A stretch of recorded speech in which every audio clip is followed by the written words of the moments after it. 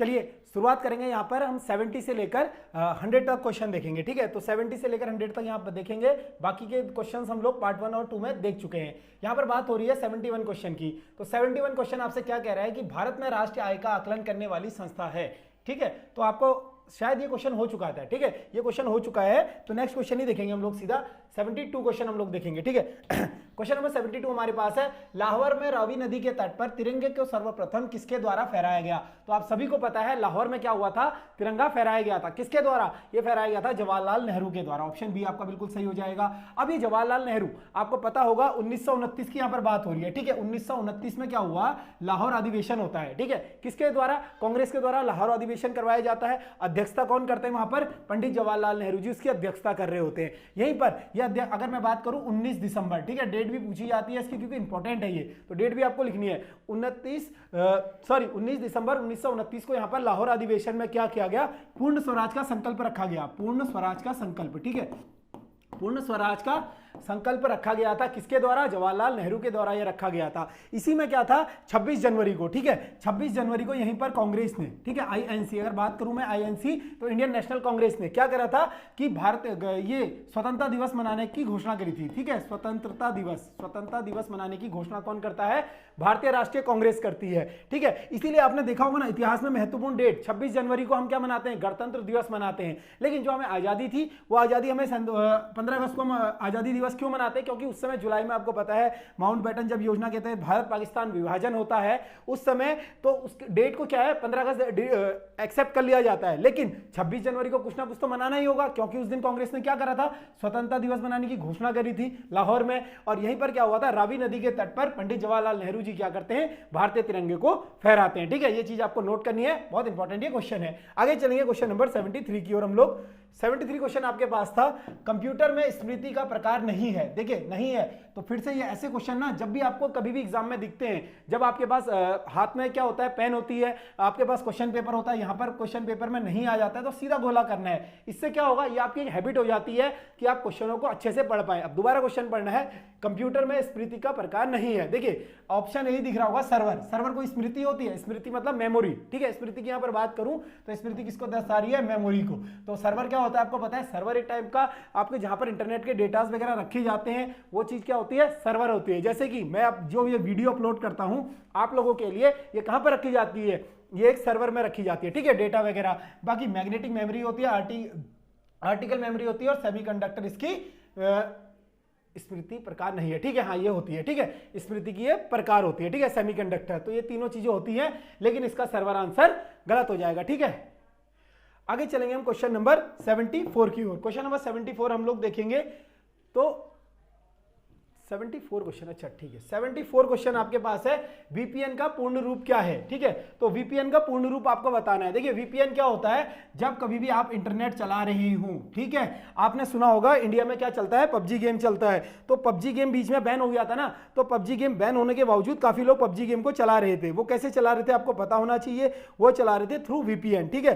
VPN के through वो लोग चला रहे थे पबजी गेम को। तो ये वीपीएन क्या होता है? ये होता है वर्चुअल प्राइवेट नेटवर्क, ठीक है, वर्चुअल प्राइवेट नेटवर्क इसको कहा जाता है, यानी ऑप्शन बी आपका करेक्ट हो जाएगा। वीपीएन क्या काम करता है? ये वीपीएन जो होता है, आप कभी भी इंटरनेट चलाएंगे ना, अगर वीपीएन के थ्रू चला रहे हैं, आप एक फोन में एप्लीकेशन आती है, अगर आप एंड्रॉइड फोन चला रहे हो या फिर आप कंप्यूटर लैपटॉप कुछ भी चला रहे हो, आप में वीपीएन नाम की एक एप्लीकेशन होती है, एक सॉफ्टवेयर होता है, इसे आप इंस्टॉल करेंगे तो जब आप इंटरनेट यूज करेंगे तो आपका जो आईपी एड्रेस होता है वो ट्रैक नहीं हो पाएगा। आप मान लीजिए क्या है, देहरादून से नेट चला रहे हैं, ये अक्सर हैकर यूज करते हैं, ठीक है। वैसे तो बहुत से लोग यूज करते हैं, लेकिन मोस्ट प्रोबेबली जो ज्यादा यूज किया जाता है हैकर्स के द्वारा किया जाता है। हैकर्स क्यों यूज करते हैं? मान लीजिए कोई हैकर है, अब उससे यहाँ पर नेहरू कॉलोनी है, यहाँ के पंजाब नेशनल बैंक के, उसने क्या करने हैं कि डेटा चुराना है, तो क्या करेगा? वीपीएन का इस्तेमाल करेगा। क्यों करेगा?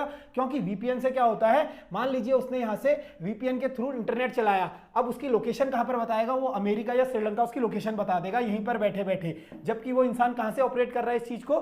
वो ऑपरेट कर रहा है, मान लीजिए वो देहरादून से ही कर रहा है, मान लीजिए चमोली से कर रहा है, लेकिन उसकी लोकेशन कहां पर दिखाएगा? वो उसकी लोकेशन वो विदेशों में दिखा देगा। तो ये कार्य होता है वीपीएन का, इसी को कहते हैं हम virtual private network. Option B बिल्कुल सही है। आगे चलिए क्वेश्चन नंबर 74 की ओर, ठीक है। स्क्रीन पर डिस्प्ले का पिक्सल की संख्या को कहते हैं। अब स्क्रीन पर डिस्प्ले, ये क्या है? आपकी ये कंप्यूटर स्क्रीन है, ठीक है। यहाँ पर इसके जो डिस्प्ले पर पिक्सल की संख्या को कहते हैं। अब मान लीजिए पिक्सल है, ठीक है, मैंने इसको जूम करा, ठीक है, कोई भी चीज आपको यहां पर दिखा दूं, ये क्या कर रहा हूं मैं, पिक्सल को जूम कर रहा हूं, आपने देखा ना ये जूम हो रहा है, ये जूम इन आउट हो रहा है, तो यहां पर इस चीज की क्या है, अगर ये जूम करने के बावजूद आपने देखा होगा आपके पास एक फोन है, ठीक है, एंड्रॉइड फोन है, आप फोन लेने जाते हैं मार्केट में, तो आपने देखा होगा जो आपका फोन है अक्सर आप बोलते हैं इसका कैमरा अच्छा नहीं है, तो कैमरा अच्छा क्यों नहीं है, आपने क्या करा, फोटो खींची अपनी और देखा कि यार फोटो तो धुंधली आ रही है, यहीं पर आपके मित्र ने क्या करा, डीएसएलआर से फोटो खींची, आपने बोला यार इसकी फोटो तो बहुत अच्छी आ रही है, क्यों आ रही है, क्योंकि डीएसएलआर में जो पिक्सल्स होते हैं उसके हाई रेजोल्यूशन के होते हैं, ठीक है, ऑप्शन डी इसका आंसर हो जाएगा रेजोल्यूशन।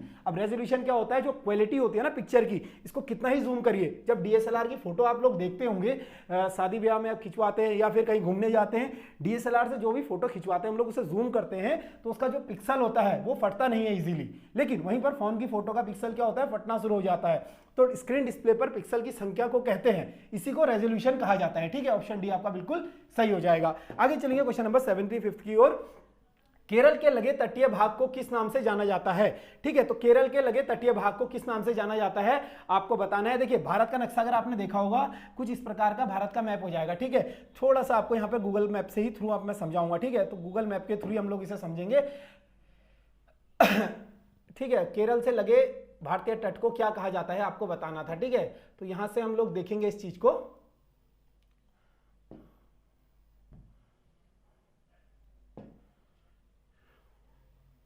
ठीक है, केरल से कौन सा तट लगा है भाई आपको देखना है। अब आपके सामने ये तट खुल गया, ये भारत का नक्शा है, अब ये आपके सामने जो ये दिख रहे हैं आपको कुछ भारतीय तट दिख रहे हैं यहाँ पर, ठीक है, तो यहाँ पर अगर हम बात करें तटों की, ठीक है, तटों की बात करें तो कुछ इस प्रकार से आपके सामने चित्र आ रहा होगा। तो यहां पर आप देख सकते हैं, देखिए केरल आपका किस साइड है, इस साइड केरल है ना, केरल कर्नाटका या केरल, केरल के साइड जो लगा तट होता है मालाबार तट, ठीक है, ऑप्शन इस चीज को नोट करिएगा, जो केरल की साइड लगे होते हैं मालाबार तट वो कहलाते हैं। इसी के साथ साथ आंध्र प्रदेश और तमिलनाडु से कोरोमंडल तट, ठीक है, आपके पूर्वी साइड में ये चीजें नोट करनी है, पूछा जाता है पूर्वी तट, ठीक है, पूर्वी तट में कौन सा है, कोरोमंडल तट है। इसी के साथ साथ ऊपर को आप देखेंगे केनार तट कहाँ का है, गोवा और कर्नाटक के मध्य आपका केनार तट हो जाएगा, ठीक है, गोवा और कर्नाटका के मध्य कौन सा है, केनार तट है। इसी के दमन और गोवा के ऊपर कौन सा है आपका, इनके मध्य है कोंकण तट, ठीक है, तो ये पूछे जाते हैं कि कौन सा तट कहां पर है, दमन और गोवा के बीच में कौन सा है, कोंकण तट हो जाएगा। केनार तट कहां पर है, गोवा और कर्नाटका के बीच है, और कर्नाटका और केरल के बीच बोला जाता है मालाबार तट, ठीक है, जो पश्चिमी साइड पर स्थित है भारत के, ठीक है, अरब सागर के पास। इसी के साथ साथ आंध्र प्रदेश से तमिलनाडु का जो हिस्सा होता है इसे बोला जाता है पूर्वी तट, ठीक है, और आपका यहाँ पर क्या है, आंध्र प्रदेश से पश्चिम बंगाल का डेल्टा क्षेत्र इसको बोला जाता है, गंगा का बेसिन डेल्टा आपने देखा होगा ना, यहाँ पर आपकी पश्चिमी घाटियां हो जाएंगी, यहाँ पर आपकी पूर्वी घाटियां हो जाएंगी, ठीक है, और पश्चिमी घाटी को ही सह्याद्री नाम से जाना जाता है, ये चीज आपको पता होगी, ठीक है, उम्मीद करता हूं आप लोगों को ये चीज समझ में आ गई होगी। आगे बढ़ेंगे हम लोग अपने क्वेश्चन की ओर। अब बात करेंगे क्वेश्चन की, तो क्वेश्चन में हमें आंसर क्या देना था यहाँ पर कि भारत से लगे तट, ठीक है, केरल से लगे तट के भाग को किस नाम से जाना जाता है, तो आपने अभी तस्वीरों में देखा था साफ साफ किस नाम से जाना जाता है, हम देख चुके हैं इसे, तो यहाँ पर मालाबार तट आपका ऑप्शन ही बिल्कुल करेक्ट हो जाएगा, ठीक है, मालाबार तट आपका सही हो जाएगा, ठीक है। कोरोमंडल तट मैंने आपको बताया था अभी, आपने देख लिया होगा, ऑप्शन सी केनार तट, ठीक है, केनार तट करिएगा इसको, ठीक है, केनरा नहीं है, केनार तट होगा, ठीक है, केनार तट कहां पर है आपका, गोवा और कर्नाटका, ठीक है, मंगलुरु वाले क्षेत्र को, गोवा और कर्नाटका वाले को, ठीक है। कोंकण तट आपको अभी बता दिया था, कोंकण तट आपका हो जाएगा गुजरात से गोवा तक के, ठीक है, गुजरात से गोवा तक के। आगे चलेंगे हम लोग नेक्स्ट क्वेश्चन की ओर, क्वेश्चन नंबर 76 देखेंगे, ठीक है। 76 क्वेश्चन क्या है हमारे पास, 1857 ईस्वी के संग्राम में लखनऊ हुए विद्रोह का नेतृत्व बेगम हजरत महल ने किया, ठीक है, लेकिन इसको दबाने वाला अंग्रेज कौन था आपको पता है। 1857 की क्रांति, मैंने आपको बताया था 1857 की क्रांति हुई थी। इसी के बाद एक अधिनियम आता है 1858 का, जिसमें मैंने इससे पूर्व आपको क्वेश्चन कराया था, जिसमें क्या होता है बीओडी और बीओसी समाप्त हो जाते हैं। इसी के बाद क्या होता है इसी में कि भारत में जो वाइसरॉय का पद है उसी पद को क्या कर दिया जाता है, गवर्नर जनरल के पद को क्या कर दिया जाता है, वाइसरॉय का पद कर दिया जाता है। इसी के साथ साथ इसमें आपको बहुत सारी चीजें बताई थी, लेकिन जो 1857 की क्रांति ये होती है, आपको ये देखना है कि यहां पर क्या होता है, अलग अलग जगह से लोग नेतृत्व कर रहे होते हैं। यहीं पर मैं बात करूं झांसी, तो झांसी से आपको पता है कि झांसी की रानी, ठीक है, वहां से नेतृत्व कर रही होती है लक्ष्मीबाई, ठीक है। आपको पता है बिहार के जगदीशपुर से कुंवर सिंह नेतृत्व कर रहे होते हैं। यहीं पर अगर हम बात करें दिल्ली से, तो दिल्ली से बख्त खान नेतृत्व कर रहे होते हैं, सैन्य नेतृत्व, ठीक है। अब यहां पर आपसे पूछ रहा था लेकिन इसको दबाने वाला अंग्रेज कौन था। आपको पता है जब क्रांति हुई थी, ठीक है, तो यहीं पर क्रांति में ऐसा लग रहा था कि भारत को आजादी मिल जाएगी, परंतु वहां पर क्या होता है कि अंग्रेज उसको दबाने का कार्य करते हैं। तो यहीं पर एक अंग्रेज थे जो इसे दबाने का कार्य करते हैं। अगर बात करें ऑप्शन के हिसाब से तो मेजर कैंपवेल, ऑप्शन बी आपका बिल्कुल सही हो जाएगा। कैंपवेल क्या करते हैं, जो बेगम हजरत महल होती है, ये नखलों से नेतृत्व कर रही होती है, इनको दबाने का कार्य कौन करते हैं, मेजर कैंपवेल कार्य करते हैं। ठीक है, तो बहुत इंपॉर्टेंट क्वेश्चन है। देखिए क्वेश्चन की लैंग्वेज समझिए, बहुत अच्छा ये क्वेश्चन है, आपको समझना है। थोड़ा सा डीप क्वेश्चन था। अभी तक आप क्या पढ़ते आ रहे हैं कि आपने देखा कि यहां का नेतृत्व कौन कर रहा था, वहां का कौन कर रहा था, लेकिन इस क्वेश्चन में आपको बताया गया है कि इसको दबाने का कार्य कौन कर रहा था। क्वेश्चन नंबर 77 हम लोग देखेंगे। ठीक है, तो लिच्छिवा दोहित किसे कहा जाता है, ठीक है, लिच्छिवी दोहित्री, ठीक है, दोहित्र किसे कहा जाता है। तो यहां पर एक क्वेश्चन है, ठीक है, थोड़ा सा अटपटा क्वेश्चन होगा, यूपीपीसीएस, ठीक है, फिर से बता रहा हूं, यूपीपीसीएस में ऐसे क्वेश्चन पूछे जाते हैं जो आपको सीधा डिक्टो आपके पेपर में देखने को मिलते हैं। तो ऐसे क्वेश्चनों को ना, ये लिखने वाले छपने वाले क्वेश्चन होते हैं कि आपके एग्जाम में आ जाएंगे, फिर आप ढूंढते फिरेंगे कहां से बना था, कहां से बना था। बाद में तो सभी पता कर लेते हैं, लेकिन पूर्व में जो पता कर ले वही है यहाँ पर जो परीक्षा निकालता है। तो लिच्छिवा देहिद्र किसे कहा जाता है, आपको बताना था। तो ऑप्शन डी आपको दिख रहा होगा, समुद्रगुप्त। ठीक है, तो समुद्रगुप्त को ये कहा जाता है। इसके अलावा समुद्रगुप्त को क्या कहा जाता है, भारत का नेपोलियन। ठीक है, भारत का नेपोलियन, नेपोलियन, ठीक है, भारत का नेपोलियन किसे कहा जाता है, ये कहा जाता है समुद्रगुप्त को। ठीक है, कुमारगुप्त आपको दिख रहा होगा, ऑप्शन सी। कुमारगुप्त ने क्या कार्य किया था भाई, कुमारगुप्त ने आपको पता है नालंदा विश्वविद्यालय का निर्माण करवाया था। ठीक है, नालंदा जो है ना अपना बिहार में, तो नालंदा विश्वविद्यालय का निर्माण किसने कराया था, कुमारगुप्त ने करवाया था, जो कि पुत्र था किसका, चंद्रगुप्त द्वितीय का, ये पुत्र हो जाएगा। ठीक है, इसी के दादाजी कौन थे, चंद्रगुप्त प्रथम इसके दादाजी हो जाएंगे। ये चीजें आपको नोट करनी है, अक्सर एग्जाम में पूछा जाता है। आगे चलेंगे क्वेश्चन नंबर 78 की ओर। अच्छा, दिन रात जिस कारण से होता है वह है। अब दिन रात क्यों होता है भाई, ये आपकी पृथ्वी है। ठीक है, पृथ्वी जब घूमेगी, ठीक है, पृथ्वी ये सूर्य है, पृथ्वी घूमेगी तभी तो दिन रात होगा ना। तो परिभ्रमण, ठीक है, परिभ्रमण, ठीक है, मतलब भूपरिभ्रमण, ठीक है, परिभ्रमण जब पृथ्वी घूमेगी, ठीक है, ये सूर्य के पृथ्वी आपकी घूम रही है, यहाँ पर आपका ये अलग अलग देश हो जाएंगे। जब घूमेगी भाई तभी तो दिन रात होंगे ना, यही तो कारण है। ठीक है, तो ये चीज आपको नोट करनी है कि सूर्य अपने अक्ष पर क्या है। एक क्वेश्चन आपसे पूछा जाता है, जो सूर्य होता है भाई, ये सूर्य है ना, सूर्य कहाँ चक्कर लगाता है, अपने अक्ष पर कैसे चक्कर लगाता है, तो पूरब से पश्चिम की ओर। ठीक है, पूरब से पश्चिम की ओर, पूर्व से पश्चिम की ओर लगाता है। इस चीज को नोट करना है, पश्चिम की ओर लगाता है सूर्य चक्कर भाई। इस चीज को नोट करके चलिएगा, एग्जाम में पूछ लेता है और ये बेसिक क्वेश्चन घुसा कर आते हैं, फिर रोते हैं कि 1.25 माइनस हो चुका है। ठीक है, इस चीज को नहीं घुसाना है। पूरब से पश्चिम की ओर सूरज चलता है और सूर्य की किरण जो धरती पर पहुंचती हैं, ठीक है, एकदम नहीं पहुंच जाती। ऐसा नहीं है कि सूरज सुबह सुबह निकला और आपको दिख गया। इसकी जो किरण होती है धरती पर पहुंचने के लिए इन्हें कितना टाइम मिलता है भाई, कितना टाइम लगता है, तो 8 मिनट 16.16 सेकंड इन्हें 16.6 सेकंड इन्हें धरती पर पहुंचने के लिए लगता है। जब सूरज निकलता है तो उसकी किरण को 8 मिनट 16.6 सेकंड लगती है धरती पर पहुंचने के लिए। ये चीज आपको नोट करना है। ठीक है, आगे चलेंगे क्वेश्चन नंबर 79 की ओर। भारत सरकार ने सूचना तकनीकी अधिनियम कब पारित किया। ठीक है, तो आईटी एक्ट भाई बहुत इंपॉर्टेंट है। भारत सरकार ने सूचना तकनीकी, आईटी एक्ट, कंप्यूटर का क्वेश्चन है, पूछा गया प्रश्न है शायद, मेरे ख्याल से अभी आपके हालिया एग्जाम में आया था, मे भी आप देख लेना एक बार। ठीक है, तो सूचना और तकनीकी एक्ट कब का है आपको बताना है। ये हो जाएगा आपका 2000 का। ठीक है, 2000 का ये हो जाएगा। बहुत इंपॉर्टेंट क्वेश्चन है, ऐसे क्वेश्चन स्टैटिक क्वेश्चन जो बनते हैं एकदम एग्जाम में बन जाते हैं। आगे चलेंगे क्वेश्चन नंबर 80 की ओर।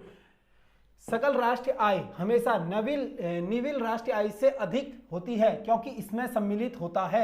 सकल राष्ट्रीय आय हमेशा निविल राष्ट्रीय आय से अधिक होती है, आपको पता है क्यों होती है। इसमें क्या सम्मिलित होता है भाई, इसमें सम्मिलित होता है पूंजी खपत का भत्ता। ठीक है, जो पूंजी खपत का भत्ता देते हैं ना सरकार जो देती है, वो हमेशा इसमें शामिल होता है। इसीलिए क्या होता है, सकल राष्ट्रीय आय हमेशा क्या होती है, निविल राष्ट्रीय आय से अधिक होती है। बहुत इंपॉर्टेंट क्वेश्चन है, बनने वाला क्वेश्चन है ये भी। ठीक है, क्वेश्चन नंबर 81 देखेंगे। भारतीय संविधान का निम्नलिखित में से कौन सा अनुच्छेद विधि समानता यानी कानून के समान समानताओं संबंधित है, ये बताना है कौन सा अनुच्छेद है भाई। बहुत इंपॉर्टेंट क्वेश्चन है, मे भी ये मेरे ख्याल से वीडियो के पेपर में आया था। ठीक है, तोते उड़ा दिए थे इसने सबके, क्योंकि उसने आर्टिकल 14 और 16 इसका आंसर दिया था। ये ऐसा ही टाइप का क्वेश्चन आया था वीडियो के, आपसे जो कैंसिल हुआ था ना एग्जाम 2021 में, इस एग्जाम में क्वेश्चन आया था। मे बी ये 4 दिसंबर की जो आपकी फर्स्ट शिफ्ट थी, उस शिफ्ट में इसी टाइप का क्वेश्चन देखा था। जिसने दिए होंगे पूर्व में पेपर उसे पता होगा, जो तैयारी कर रहा होगा। तो ये क्वेश्चन का यहाँ पर आंसर देना था आपको। इसका आंसर अगर मैं बात करूं तो यहाँ पर अनुच्छेद 14, ठीक है, अनुच्छेद 14 में क्या कहा गया है, अनुच्छेद 14 में कहा गया है कि विधि समता यानी कानून के सामने समानता से संबंधित होगा, ठीक है, अनुच्छेद 14। अगर बात करें ऑप्शन 17, ठीक है, अनुच्छेद 17 में क्या हो जाएगा, 17, ठीक है, अनुच्छेद 17 में आपका हो जाएगा स्पर्शता का अंत, ठीक है, स्पर्शता का अंत, ठीक है, स्पर्शता का अंत, ठीक है, स्पर्शता का अंत, जो छुआछूत वगैरह है ना, अनटचेबिलिटी, तो उसका अंत किसमें है भाई, अनुच्छेद 17 में है, बहुत इंपॉर्टेंट है। अनुच्छेद 26 अभी बताया था कि आपने जो धर्म है उसके प्रचार करने की स्वतंत्रता आपके पास है, ठीक है, धर्म से फंडामेंटल राइट है, आपका मौलिक अधिकार है। अनुच्छेद 14 भी मौलिक अधिकार है, अनुच्छेद 17 मौलिक अधिकार है। एक लिखना है आपको अनुच्छेद 18, ठीक है, अनुच्छेद 18 में क्या होता है आपको पता है, अनुच्छेद 18 के तहत ही जितने भारत रत्न है, पद्मश्री, पद्म विभूषण, ये सम्मान जो है अनुच्छेद 18 के तहत ही दिए जाते हैं। आगे चलेंगे क्वेश्चन नंबर 82 की ओर, ठीक है। लौह और रक्त की नीति किसने अपनाई थी, लौह और रक्त की नीति बार बार पूछा गया प्रश्न, बलबन, ठीक है, ऑप्शन डी है यहाँ पर, बलबन ने क्या करा था, लौह और रक्त की नीति अपनाई थी बलबन के द्वारा, ठीक है। अब यहाँ पर मोहम्मद बिन तुगलक, ठीक है, एमबीटी, इसने क्या करा था, इसने करा था, एमबीटी ने दीवाने कोही, दीवान, ठीक है, दीवान ए कोही की स्थापना, दीवाने कोही की स्थापना करी थी भाई। ये क्या था, कृषि विभाग, आपको पता होगा। दीवाने कोही की स्थापना कौन करता है, मोहम्मद बिन तुगलक करता है, और ये क्या होता है, कृषि विभाग होता है। बात करें अलाउद्दीन खिलजी, बहुत इंपॉर्टेंट है, बहुत फेवरेट है अलाउद्दीन खिलजी भाई, यूकेएसएससी आयोग का अलाउद्दीन खिलजी इतना फेवरेट है कि इससे एक क्वेश्चन आपको देखने को मिलता है। इसने क्या करा था, सैनिकों को नगद वेतन देना शुरू किसने करा था, खिलजी ने करा था। इसके अलावा खिलजी क्या कार्य करता है, बाजार नियंत्रण प्रणाली कौन अपनाता है, अलाउद्दीन खिलजी। घोड़े दागने की प्रथा, अलाउद्दीन खिलजी। तो ये सब अलाउद्दीन खिलजी के बारे में है, नोट कर सकते हैं आप लोग, ठीक है। आगे चलेंगे क्वेश्चन नंबर 83 की ओर। क्वेश्चन नंबर 83 है, ईस्ट इंडिया कंपनी के जहाजों ने सूरत के पास स्थित सुलियसुवरी में पुर्तगालियों को पराजित किया। कब किया था भाई, 1612, ठीक है, ऑप्शन ए यहाँ पर सही हो जाएगा। 1612 में ईस्ट इंडिया कंपनी के जहाजों ने सूरत के पास स्थित सुलियसुवरी में पुर्तगालियों को पराजित किया था, तो 1612 में ये किया था, ठीक है। ये बहुत इंपॉर्टेंट क्वेश्चन है, ऐसा क्वेश्चन शायद मेरे ख्याल से बनने की संभावनाएं ज्यादा रहती हैं। आगे चलेंगे क्वेश्चन नंबर 84 की ओर, ठीक है। भारत में किस राज्य में कर्क रेखा ट्रॉपिक ऑफ कैंसर के अति समीप स्थित कोई शहर है, ठीक है, अति समीप स्थित कोई शहर है। तो आपको पता है, एक ट्रिक हमेशा लिखिएगा, आपको पता है ये भारत का मैप है, ठीक है, ये आपका, ठीक है, ये आपका भारत का मैप हो जाएगा भाई, ठीक है, ये आपका भारत का मैप है। आपको पता है यहाँ से क्या है, आपकी जो कर्क रेखा है ये आपको पता है इस तरीके से गुजर रही है, ठीक है, जिसे हम इंग्लिश में क्या बोलते हैं, ट्रॉपिक ऑफ कैंसर, ठीक है, ट्रॉपिक ऑफ कैंसर हो जाएगी। अगर आपको ट्रिक याद रखनी है तो ट्रिक किस तरीके से याद रखेंगे, तो गरम, ठीक है, गौ र म, ठीक है, छ झा, ठीक है, छ झा पत्र मी, ठीक है, पत्र मी। तो इस तरीके से आप ट्रिक याद रखेंगे, सीक्वेंस से हो जाएगा। गौ से गुजरात, रौ से राजस्थान, मौ से मध्य प्रदेश, छौ से छत्तीसगढ़, झौ से झारखंड, पौ से पश्चिम बंगाल, तौ से त्रिपुरा, मौ से मिजोरम, ठीक है। तो यहाँ पर ये ट्रिक हो जाएगी, इस ट्रिक को कभी नहीं भूलना है। आठों के आठों राज्य आपसे क्वेश्चन बन जाता है कि इनमें से किस राज्य में कर्क रेखा होकर नहीं गुजरती है। तो इस ट्रिक को याद रखेंगे तो हमेशा से आपका जो कॉन्सेप्ट है वो क्लियर रहेगा, ठीक है। तो यहाँ पर आपको बताना था अति समीप स्थित राज्य है, कौन सा है भाई, यहाँ पर अगर ऑप्शन के हिसाब से हम लोग देखें तो मिजोरम, ठीक है, मिजोरम होना चाहिए आई थिंक, ठीक है। तो मिजोरम यहाँ पर इसका आंसर सही हो जाएगा, ठीक है। सॉरी, छत्तीसगढ़ इसका आंसर मेरे ख्याल से, हाँ, इसका आंसर त्रिपुरा दे रहा है यार, ये त्रिपुरा इसका आंसर है। एक बार इसको मैप से चेक करेंगे, ठीक है, तो मैप से चेक करेंगे भाई इसको आंसर को, ठीक है, थोड़ा सा मैप से देखेंगे, ठीक है। कर्क रेखा, ठीक है, तो कर्क रेखा देखेंगे भाई, इमेजेस,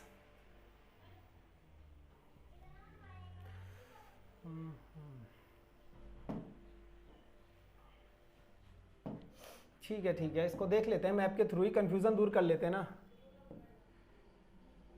ठीक है, बिल्कुल बिल्कुल सही बात कर रहा है। देखो भाई, देखो क्या कह रहा है, क्वेश्चन को आप समझो ना, ठीक है, क्वेश्चन को समझना था। यहाँ पर क्वेश्चन में कह रहा था सन्निकट है, मतलब स्थापित है। अब छत्तीसगढ़ से जो रेखा जा रही है ना, कर्क रेखा, मैंने आपको क्या बताया था, आपने अगर देखा हो, ठीक है, कर्क रेखा में अभी तक आपको बता रहा था कहां से जा रही है, सबसे पहले गुजरात से जा रही है, ठीक है, इसके बाद आपने देखा मध्य प्रदेश, ठीक है, राजस्थान, तीनों राज्य से जा रही है, इसके बाद छत्तीसगढ़।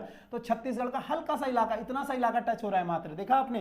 राजस्थान में भी बहुत अच्छा खासा एरिया कवर करते हुए चल रही है, और झारखंड, ठीक है, झारखंड के बाद जाती है पश्चिम बंगाल, फिर गई त्रिपुरा, और फिर अंत में मिजोरम गई, ठीक है। तो ये 8 राज्य हैं कर्क रेखा के, और यहाँ पर छत्तीसगढ़ यही पूछना चाह रहा था ये, ठीक है।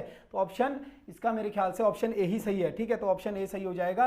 बाकी इस चीज को आप नोट कर सकते हैं, ऑप्शन ए इसका सही उत्तर करिएगा, ठीक है। सॉरी, त्रिपुरा, ठीक है, त्रिपुरा इसका आंसर करिएगा, त्रिपुरा इसका आंसर करिएगा।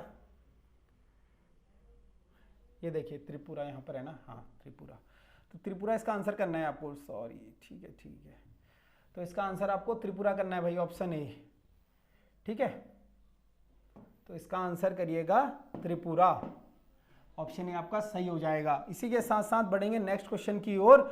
नेक्स्ट क्वेश्चन आपका है 85 नंबर क्वेश्चन। क्या कहता है, निम्नलिखित में से क्या एक परियोजन उन्मुख या परियोजन आधारित क्रमादेशन प्रोग्राम भाषा नहीं है? तो थोड़ा सा अटपटा क्वेश्चन है शायद मेरे ख्याल से। निम्नलिखित में से क्या एक परियोजन उन्मुख या परियोजन आधारित क्रमादेशन प्रोग्राम की भाषा नहीं है?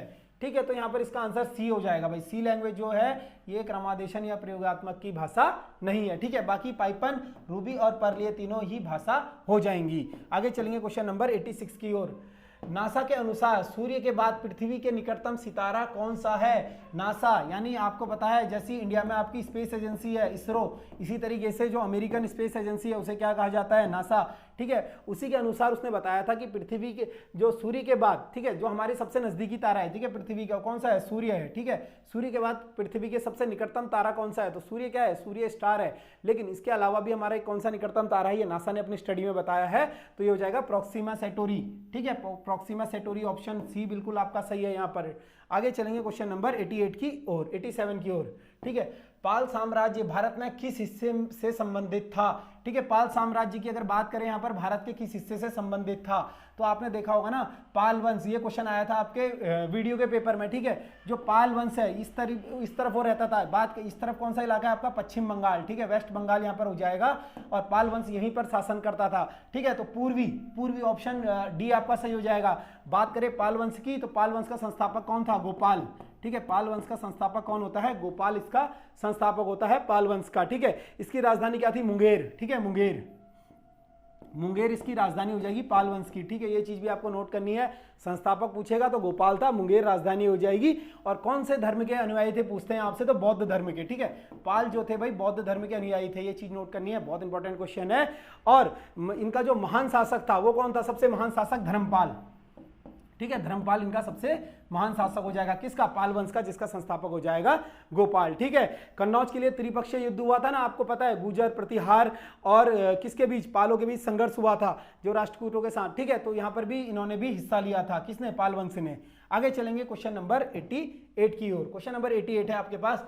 बक्सर के युद्ध के बाद ईस्ट इंडिया कंपनी ने मुगल सम्राट के प्रतिवर्ष भुगतान करने के लिए एक समिति हुई। आपको पता है बक्सर का युद्ध जब होता है तो अंग्रेज अपना जो यहाँ पर क्या कहते हैं, स्थापत्य, अपना जो यहाँ पर स्थापना कर देते हैं अपने साम्राज्य की। ठीक है, बक्सर के युद्ध की। अब बहुत बेसिक सा प्रश्न है, देखिए आप लोग पढ़ते नहीं होंगे शायद, कभी एग्जाम में आ जाए ना तो घूम जाइए वहां पर। बक्सर का युद्ध 1764। ठीक है, 1764 अगर डेट पूछे तो डेट से बचना है। फिर से 22 अक्टूबर वैसे आती है, लूसेंट में आप देखेंगे तो 22 अक्टूबर आपको मिल जाएगा। ठीक है, एनसीईआरटी और लूसेंट के अकॉर्डिंग 22 अक्टूबर 1764 को बक्सर का युद्ध हुआ था। ठीक है, ये युद्ध किन किन के बीच हुआ था आपको पता है? अंग्रेज वर्सेस मीर कासिम। ठीक है, बात करें हम अंग्रेज वर्सेस मीर कासिम के बीच ये होता है। ठीक है, अंग्रेज वर्सेस मीर कासिम। और आपको पता है इसके अलावा कौन कर रहे होते हैं?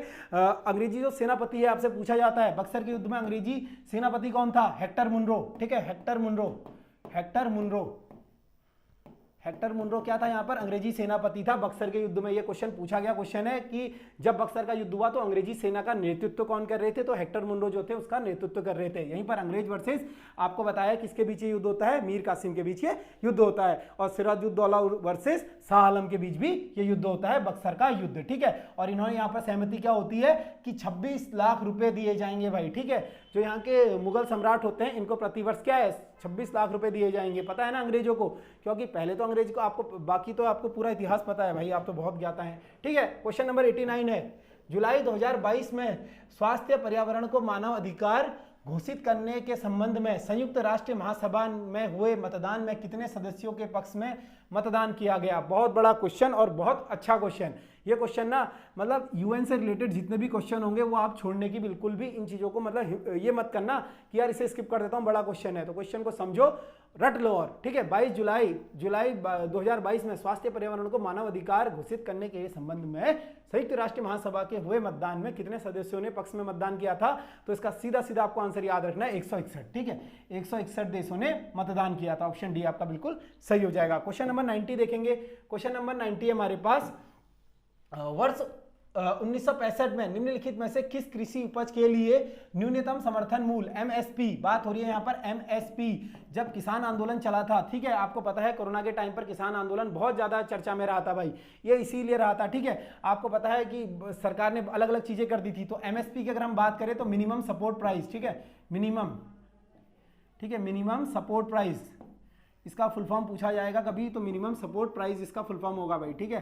मिनिमम सपोर्ट प्राइस होता है ये। इसका मतलब क्या होता है, जब भी किसान आपको पता है अपनी फसल लगाने जा रहा होता है तो गवर्नमेंट उसे अश्योर करती है कि आप भाई फसल लगाइए, आपको जो एक मिनिमम अमाउंट है हम इस फसल का देंगे ही देंगे, चाहे मार्केट में कोई भी भाव चले तो हम आपको इस भाव पर ये देंगे। वर्तमान में ये 22+1 फसल पर मिलता है, ये आपको नोट करना है, पूछा जाएगा कि एमएसपी कितने पर देती है सरकार, कितने फसलों पर देती है?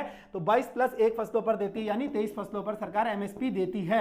लेकिन बात यहां पर हो रही है 1965 में निम्नलिखित में से किस कृषि उपज के लिए न्यूनतम समर्थन मूल्य पहली बार घोषित किया गया था? तो धान के लिए किया गया था। ऑप्शन ए आपका बिल्कुल सही हो जाएगा, ठीक है। यहां पर धान के लिए किया गया था। आपको पता होना चाहिए मिनिमम सपोर्ट प्राइस 1965 में, ठीक है। तो ये चीज बहुत इंपॉर्टेंट क्वेश्चन है। इसके बाद आपके रीजनिंग के क्वेश्चन आते हैं, वो आपको आकर आनंद सर करा देंगे, ठीक है। तो क्लास में बने रहिएगा, आनंद सर आपको अभी आकर रीजनिंग की क्लास करा देंगे।